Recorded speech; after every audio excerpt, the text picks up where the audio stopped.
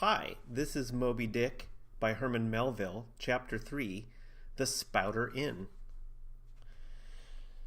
Entering that gable-ended Spouter-Inn, you found yourself in a wide, low, straggling entry with old-fashioned wainscots, reminding one of the bulwarks of some condemned old craft. On one side hung a very large oil painting so thoroughly besmoked and every way defaced, that in the unequal cross-lights by which you viewed it, it was only by diligent study and a series of systematic visits to it and careful inquiry of the neighbors that you could anyway arrive at an understanding of its purpose. Such unaccountable masses of shades and shadows that at first you almost thought some ambitious young artist in the time of the New England hags had endeavored to delineate chaos bewitched. But by dint of much and earnest contemplation and oft-repeated ponderings, and especially by throwing open the little window towards the back of the entry, you at last come to the conclusion that such an idea, however wild, might not be altogether unwarranted. But what most puzzled and confounded you was a long, limber, portentous black mass of something hovering in the center of the picture over three blue, dim, perpendicular lines floating in a nameless yeast, a boggy, soggy, squitchy picture, truly, enough to drive a nervous man distracted. Yet was there a sort of indefinite, half-attained, unimaginable sublimity about it that fairly froze you to it till you involuntarily took an oath with yourself to find out what that marvelous painting meant. Even and anon a bright, but alas, deceptive idea would dart through you. It's the Black Sea in a midnight gale. It's the unnatural combat of the four primal elements. It's a blasted heath. It's a Hyperborean winter scene. It's the breaking up of the ice-bound stream of time. But at last all these fancies yielded to that one portentous something in the picture's midst. That once found out, and all the rest were plain. But stop! Does it not bear a faint resemblance to a gigantic fish? Even the great Leviathan himself? In fact, the artist's design seemed this, a final theory of my own, partly based upon the aggregated opinions of many aged persons with whom I conversed upon the subject. The picture represents a Cape Horner in a great hurricane, the half-foundered ship weltering there with its three dismantled masts alone visible, and an exasperated whale, purposing to spring clean over the craft, is in the enormous act of impaling himself upon the three mastheads. The opposite wall of this entry was hung all over with a heathenish array of monstrous clubs and spears. Some were thickly set with glittering teeth resembling ivory saws. Others were tufted with knots of human hair, and one was sickle-shaped, with a vast handle sweeping round like the segment made in the new mown grass by a long-armed mower. You shuddered as you gazed, and wondered what monstrous cannibal and savage could ever have gone a death-harvesting with such a hacking, horrifying implement. Mixed with these were rusty old whaling lances and harpoons all broken and deformed. Some were storied weapons. With this once long lance, now wildly elbowed, 50 years ago did Nathan Swain kill 15 whales between a sunrise and a sunset. And that harpoon, so like a corkscrew now, was flung in Javan seas and run away with by a whale years afterwards, slain off the Cape of Blanco. The original iron entered nigh the tail, and, like a restless needle sojourning in the body of a man, traveled full 40 feet, and at last was found embedded in the hump. Crossing this dusky entry, and on through yon low archway, cut through what in old times must have been a great central chimney with fireplaces all round, you enter the public room.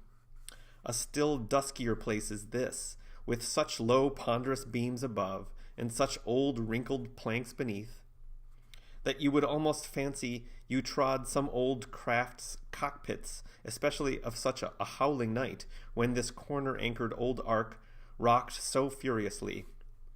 On one side stood a long, low, shelf-like table covered with cracked glass cases, filled with dusty rarities gathered from this wide world's remotest nooks. Projecting from the further angle of the room stands a dark-looking den, the bar, a rude attempt at a right whale's head.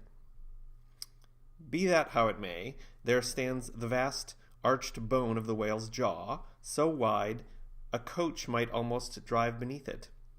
Within are shabby shelves, ranged round, with old decanters, bottles, flasks, and in those jaws of swift destruction, like another cursed Jonah, by which name, indeed, they called him, bustles a little withered old man, who, for their money, dearly sells the sailors deliriums and death. Abominable are the tumblers into which he pours his poison. Though true cylinders without, within, the villainous green goggling glasses deceitfully tapered downwards to a cheating bottom. Parallel meridians rudely packed into the glass surround these footpads goblets. Fill to this mark, and your charge is but a penny. To this, a penny more, and so on to the full glass, the Cape Horn measure, which you may gulp down for a shilling. Upon entering the place, I found a number of young seamen gathered about a table, examining by a dim light diverse specimens of skirmshander. I sought the landlord, and telling him I desired to be accommodated with a room, received for answer that his house was full, not a bed unoccupied. "But avast," he added, tapping his forehead, "you ain't no objections to shearing a harpooneer's blanket, have ye? I suppose you're a-goin' a-whalin', so you'd better get used to that sort of thing." I told him that I never liked to sleep two in a bed, that if I should ever do so, it would depend upon who the harpooneer might be, and that if he, the landlord, really had no other place for me, and the harpooneer was not decidedly objectionable, why, rather than wander further about a strange town on so bitter a night, I would put up with the half of any decent man's blanket. "I thought so. All right, take a seat. Supper? You want supper? Supper'll be ready directly." I sat down on an old wooden settle, carved all over like a bench on the battery. At one end, a ruminating tar was still further adorning it with his jackknife, stooping over and diligently working away at the space between his legs. He was trying his hand at a ship under full sail, but he didn't make much headway, I thought. At last, some 4 or 5 of us were summoned to our meal in an adjoining room. It was cold as Iceland, no fire at all. The landlord said he couldn't afford it. Nothing but 2 dismal tallow candles, each in a winding sheet. We were fain to button up our monkey jackets and hold to our lips cups of scalding tea with our half-frozen fingers. But the fare was of the most substantial kind, not only meat and potatoes, but dumplings, good heavens! Dumplings for supper! One young fellow in a green box coat addressed himself to these dumplings in a most direful manner. "My boy," said the landlord, "you'll have the nightmare to a dead sartainty." "You'll have the nightmare to a dead sartainty." "Landlord," I whispered, "that ain't the harpooneer, is it?" "Oh, no," said he, looking a sort of diabolically funny. "The harpooneer is a dark-complexioned chap. He never eats dumplings, he don't. He eats nothing but steaks, and likes 'em rare." "The devil he does," says I. "Where is that harpooneer? Is he here?" "He'll be here afore long," was the answer. I could not help it, but I began to feel suspicious of this dark-complexioned harpooneer. At any rate, I made up my mind that if it so turned out that we should sleep together, he must undress and get into bed before I did. Supper over, the company went back to the bar room, when, knowing not what else to do with myself, I resolved to spend the rest of the evening as a looker-on. Presently a riotous noise was heard without.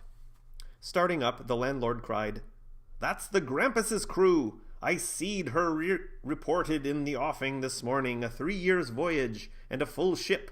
Hurrah, boys! Now we'll have the latest news from the Fijis." A tramping of sea boots was heard in the entry, the door was flung open, and in rolled a wild set of mariners enough.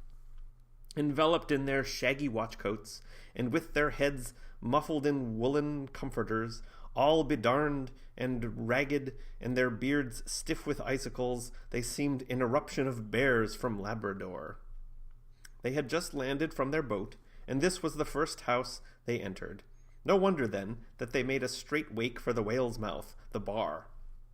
When the wrinkled little old Jonah, there officiating, soon poured them out brimmers all round. One complained of a bad cold in his head, upon which Jonah mixed him a pitch-like potion of gin and molasses, which he swore was a sovereign cure for all colds and catarrhs whatsoever, never mind of how long standing, or whether caught off the coast of Labrador, or on the weather side of an ice island. The liquor soon mounted in their heads, as it generally does, even with the errantest topers newly landed from sea, and they began capering about most obstreperously. I observed, however, that one of them held somewhat aloof, and though he seemed desirous not to spoil the hilarity of his shipmates by his own sober face, yet upon the whole he refrained from making as much noise as the rest. This man interested me at once, and since the sea gods had ordained that he should soon become my shipmate, though but a sleeping partner one so far as this narrative is concerned, I will here venture upon a little description of him. He stood full 6 feet in height, with noble shoulders, and a chest like a cofferdam. I have seldom seen such brawn in a man. His face was deeply brown and burnt, making his white teeth dazzling by the contrast, while in the deep shadows of his eyes floated some reminiscences that did not seem to give him much joy. His voice at once announced that he was a southerner, and from his fine stature I thought he must be one of those tall mountaineers from the Alleghanian Ridge in Virginia. When the revelry of his companions had mounted to its height, this man slipped away unobserved, and I saw no more of him till he became my comrade on the sea. In a few minutes, however, he was missed by his shipmates, and being, it seems, for some reason, a huge favorite with them, they raised a cry of, "Bulkington! Bulkington! Where's Bulkington?" and darted out of the house in pursuit of him. It was now about 9 o'clock, and the room seeming almost supernaturally quiet after these orgies, I began to congratulate myself upon a little plan that had occurred to me just previous to the entrance of the seamen. No man prefers to sleep two in a bed. In fact, you would a good deal rather not sleep with your own brother. I don't know how it is, but people like to be private when they are sleeping. And when it comes to sleeping with an unknown stranger in a strange inn in a strange town, and that stranger a harpooner, then your objections indefinitely multiply. Nor was there any earthly reason why I, as a sailor, should sleep two in a bed, more than anybody else, for sailors no more sleep two in a bed at sea than bachelor kings do ashore. To be sure, they all sleep together in one apartment, but you have your own hammock, and cover yourself with your own blanket, and sleep in your own skin. The more I pondered over this harpooner, the more I abominated the thought of sleeping with him. It was fair to presume that being a harpooner, his linen or woolen, as the case might be, would not be of the tidiest, certainly none of the finest. I began to twitch all over. Besides, it was getting late, and my decent harpooner ought to be home and going bedwards. Suppose now he should tumble in upon me at midnight. How could I tell from what vile hole he had been coming? "Landlord, I've changed my mind about that harpooner. I shan't sleep with him. I'll try the bench here." "Just as you please. I'm sorry I can't spare ye a tablecloth for a mattress, and it's a plaguey rough board here," feeling of the knots and notches. "But wait a bit, skirmshander. I've got a carpenter's plane there in the bar. Wait, I say, and I'll make ye snug enough." So saying, he procured the plane, and with his old silk handkerchief, first dusting the bench, vigorously set to planing away at my bed, the while grinning like an ape. The shavings flew right and left, till at last the plane iron came bump against an indestructible knot. The landlord was near spraining his wrist, and I told him for heaven's sake to quit. The bed was soft enough to suit me, and I did not know how all the planing in the world could make eiderdown of a pine plank. So gathering up the shavings with another grin, and throwing them into the great stove in the middle of the room, he went about his business, and left me in a brown study. I now took the measure of the bench, and found that it was a foot too short, but that could be mended with a chair. But it was a foot too narrow, and the other bench in the room was about 4 inches higher than the planed one, so there was no yoking them. I then placed the first bench lengthwise along the only clear space against the wall, leaving a little interval between for my back to settle down in. But I soon found that there came such a draught of cold air over me from under the sill of the window that this plan would never do at all, especially as another current from the rickety door met the one from the window, and both together formed a series of small whirlwinds in the immediate vicinity of the spot where I had thought to spend the night. The devil fetch that harpooner, thought I. But stop, couldn't I steal a march on him? Bolt his door inside and jump into his bed, not to be wakened by the most violent knockings? It seemed no bad idea, but upon second thoughts I dismissed it. For who could tell what the next morning, so soon as I popped out of the room, the harpooner might be standing in the entry, all ready to knock me down. Still, looking round me again, and seeing no possible chance of spending a sufferable night unless in some other person's bed, I began to think that after all I might be cherishing unwarrantable prejudices against this unknown harpooner. Thinks I, I'll wait a while. He must be dropping in before long. I'll have a good look at him then, and perhaps we may become jolly good bedfellows after all, there's no telling. But though the other boarders kept coming in by 1s, 2s, and 3s and going to bed, yet no sign of my harpooner. "Landlord," said I, "what sort of a chap is he? Does he always keep such late hours?" It was now hard upon 12 o'clock. The landlord chuckled again with his lean chuckle, and seemed to be mightily tickled at something beyond my comprehension. "No," he answered, "generally he's an early bird. Early to bed and early to rise. Yes, he's the bird what catches the worm. But tonight he went out a-peddling, you see, and I don't see what on earth keeps him so late, unless maybe he can't sell his head." Can't sell his head? What sort of a bamboozingly story is this you are telling me? Getting into a towering rage. Do you pretend to say, landlord, that this harpooner is actually engaged this blessed Saturday night, or rather Sunday morning, in peddling his head around this town?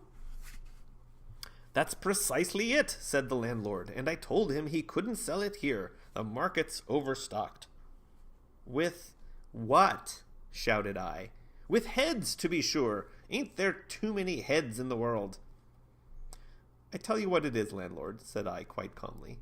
"You'd better stop spinning that yarn to me. I'm not green." "Maybe not," taking out a stick and whittling a toothpick, "but I rayther guess you'll be done brown if that 'ere harpooner hears you a-slandering his head."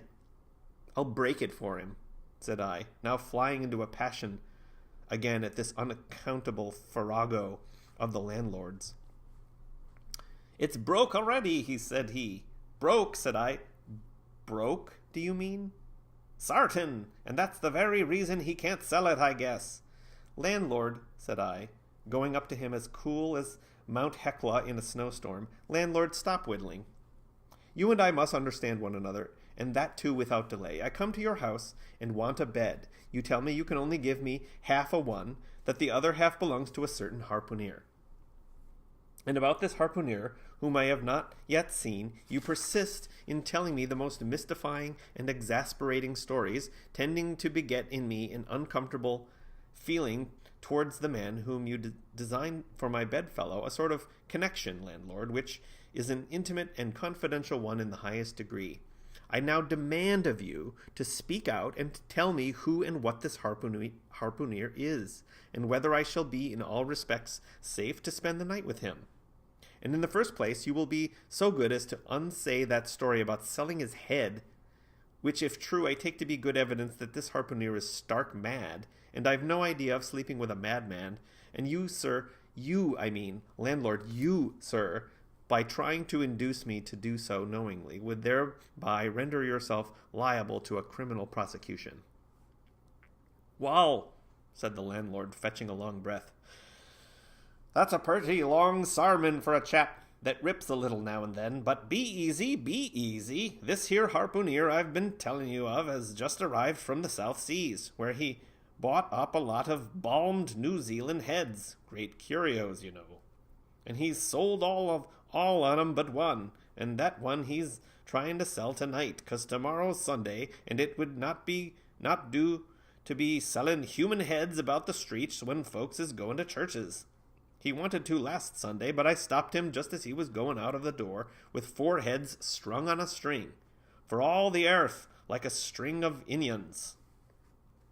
This account cleared up the otherwise unaccountable mystery, and showed that the landlord, after all, had no idea of fooling me. But at the same time, what could I think of a harpooner who stayed out of a Saturday night, clean into the Holy Sabbath, engaged in such a cannibal business as selling the heads of dead idolaters? Depend upon it, landlord, that harpooner is a dangerous man. He pays regular, was the rejoinder. But come, it's getting dreadful late. You had better be turning flukes. It's a nice bed. Sal and me slept in that air bed the night we were spliced. There's plenty of room for 2 to kick about in that bed. It's an almighty big bed, that. Why, afore we give it up, Sal used to put our Sam and little Johnny in the foot of it. But I got a dreamin' and sprawlin' about one night, and somehow Sam got pitched on the floor and came near breaking his arm.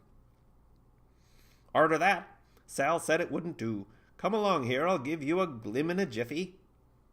And so saying, he lighted a candle and held it towards me, offering to lead the way.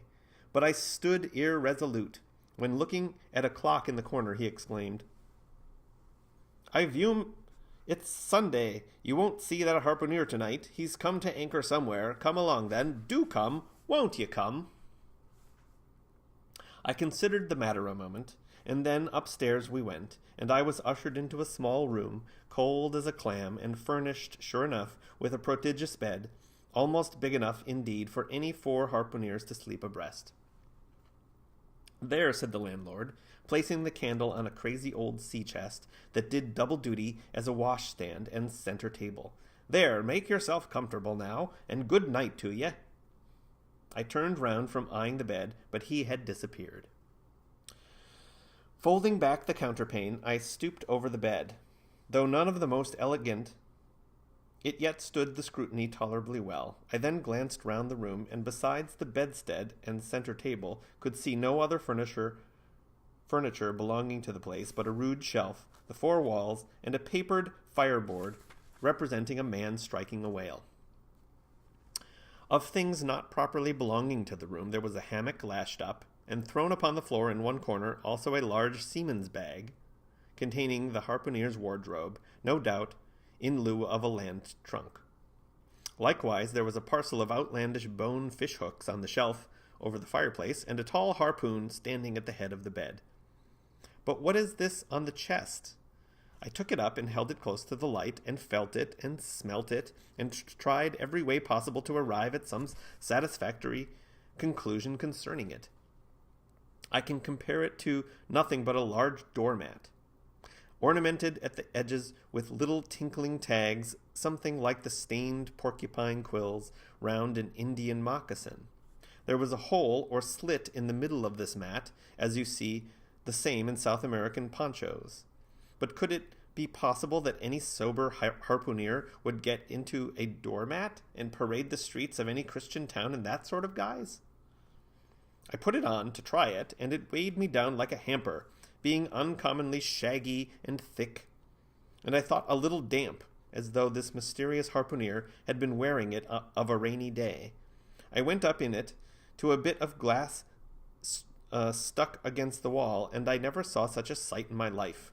I tore myself out of it in such a hurry that I gave myself a kink in the neck. I sat down on the side of the bed and commenced thinking about this head-peddling harpooner and his doormat.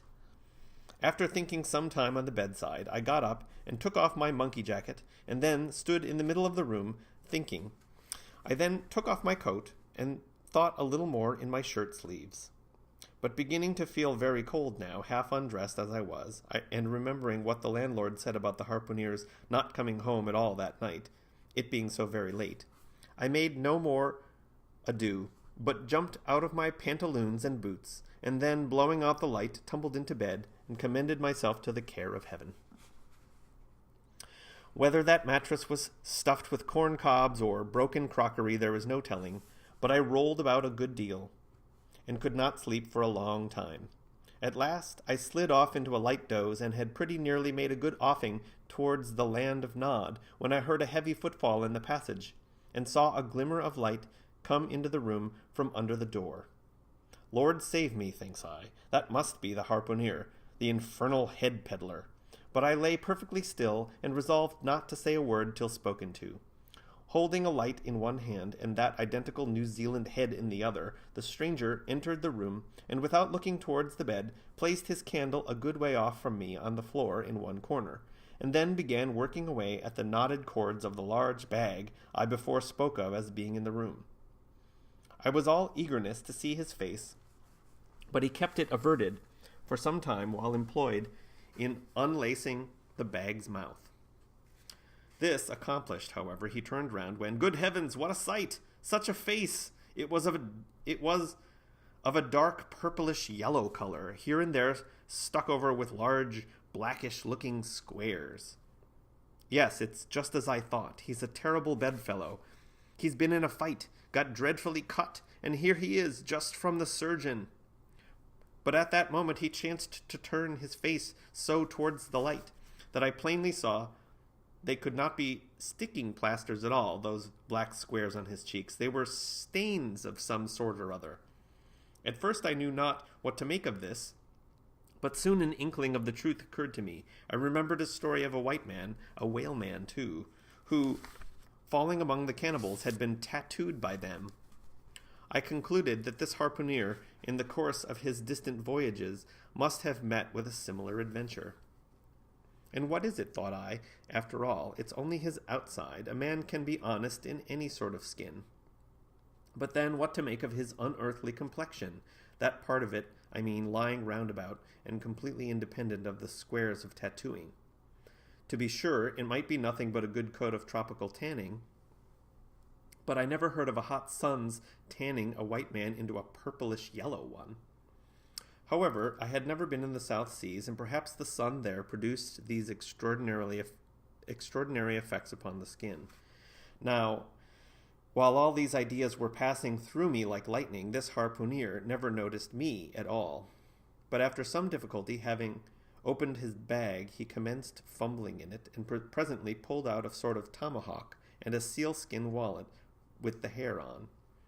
Placing these on the old chest in the middle of the room, he then took the New Zealand head, a ghastly thing enough, and crammed it down into the bag. He now took off his hat, a new beaver hat, when I came nigh singing out with fresh surprise. There was no hair on his head, none to speak of at least, nothing but a small scalp knot twisted up on his forehead. His bald purplish head now looked for all the world like a mildewed skull. Had not the stranger stood between me and the door, I would have bolted out of it quicker than ever I bolted a dinner.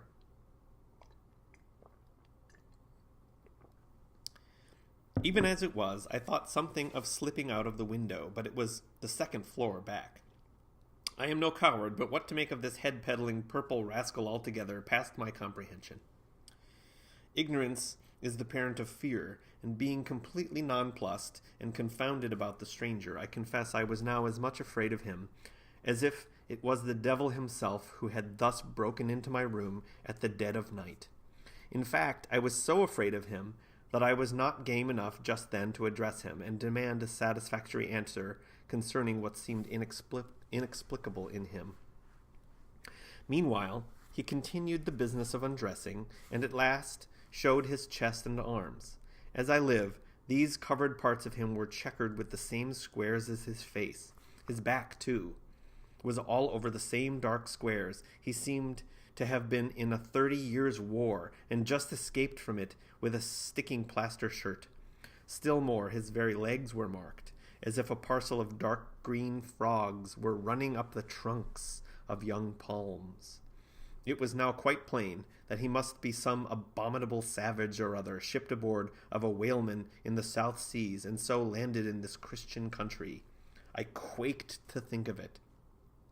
A peddler of heads, too, perhaps the heads of his own brothers. He might take a fancy to mine. Heavens, look at that tomahawk! But there was no time for shuddering, for now the savage went about something that completely fascinated my attention, and convinced me that he must indeed be a heathen. Going to his heavy grego, or rapall, or dreadnought, which he had previously hung on a chair, he fumbled in the pockets, and produced at length a curious little deformed image with a hunch on its back, and exactly the color of a 3 days old Congo baby. Remembering the embalmed head, at first I almost thought that this black mannequin was a real baby, preserved in some similar manner, but seeing that it was not at all limber, and that it glistened a good deal like polished ebony, I concluded that it must be nothing but a wooden idol, which indeed it proved to be. For now, the savage goes up to the empty fireplace, and removing the papered fireboard, sets up his little hunchbacked image like a 10-pin between the andirons. The chimney jambs and all the bricks inside were very sooty, so that I thought this fireplace made a very appropriate little shrine or chapel for his Congo idol. I now screwed my eyes hard towards the half-hidden image, feeling but ill at ease meantime to see what was next to follow. First, he takes about a double handful of shavings out of his grego pocket, and places them carefully before the idol, then laying a bit of ship biscuit on top and applying the flame from the lamp, he kindled the shavings into a sacrificial blaze. Presently, after many hasty snatches into the fire, and still hastier withdrawals of his fingers, whereby he seemed to be scorching them badly, he at last succeeded in drawing out the biscuit, then blowing off the heat and ashes a little. He made a polite offer of it to the little Negro, but the little devil did not seem to fancy such dry sort of fare at all. He never moved his lips.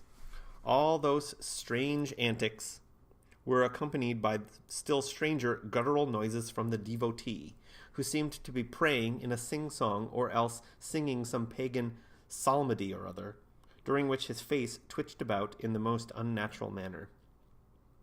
At last, extinguishing the fire, he took the idol up very unceremoniously and bagged it again in his grego pocket, as carelessly as if he were a sportsman bagging a dead woodcock. All these queer proceedings increased my uncomfortableness, and seeing him now exhibiting strong symptoms of concluding his business operations, and jumping into bed with me, I thought it was high time, now or never, before the light was put out, to break the spell in which I had so long been bound.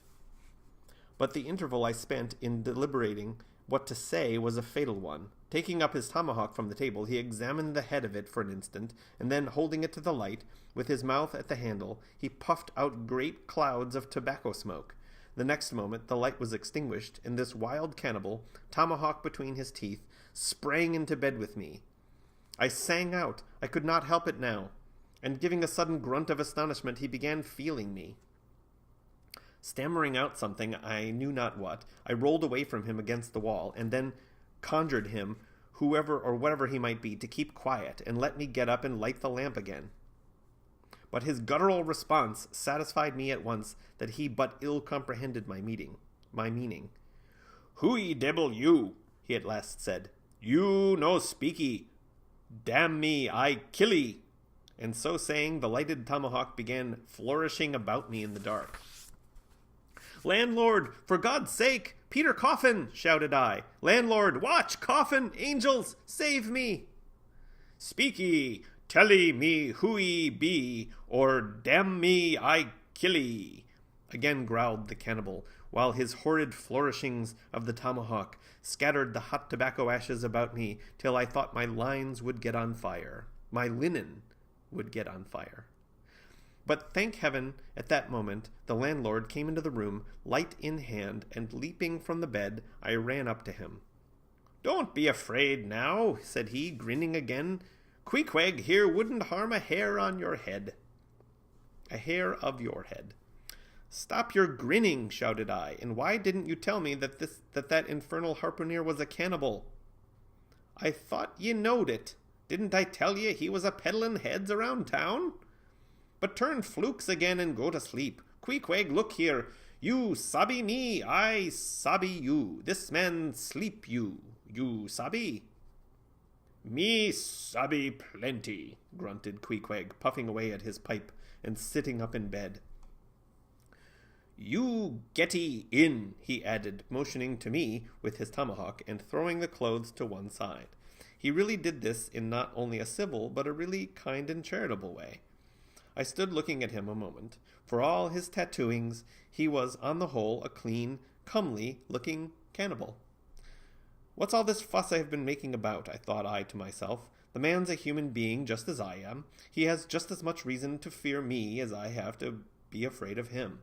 Better sleep with a sober cannibal than a drunken Christian." "Landlord," said I, "tell him to stash his tomahawk there, or pipe, or whatever you call it. Tell him to stop smoking, in short, and I will turn in with him. But I don't fancy having a man smoking in bed with me. It's dangerous. Besides, I ain't insured." This being told to Queequeg, he at once complied, and again politely motioned me to get into bed, rolling over to one side as much as to say, "I won't touch a leg of ye." "Good night, landlord," said I. "You may go." I turned in and never slept better in my life.